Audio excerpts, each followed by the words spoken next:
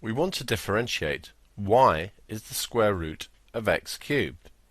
We need it to be in this form in order for us to differentiate, so we need to use our knowledge of index laws to write this as x to the power of 3 over 2, where the 3 on top is the x cubed and the 2 on the bottom is the square root.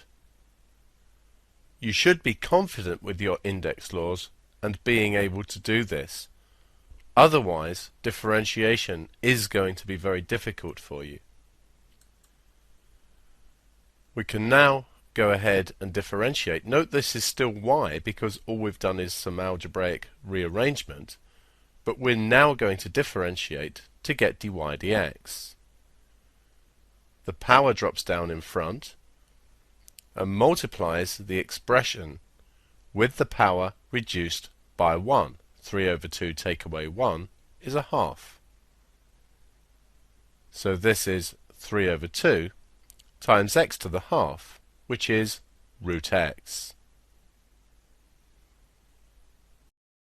Now looking at the second expression, once again it's not in the right form, and x squared on the bottom will become x to the minus 2 on top. Using the index law, a to the minus n is 1 over a to the n. That's how x squared became x to the minus 2. Note again, this is still y, since we haven't yet differentiated. But now that we can differentiate, we can get dy dx. The minus 2 drops down in front and multiplies the expression with the power reduced by 1. So we get minus 4 x to the minus 3, which we may tidy using our knowledge of index laws to give minus 4 over x cubed.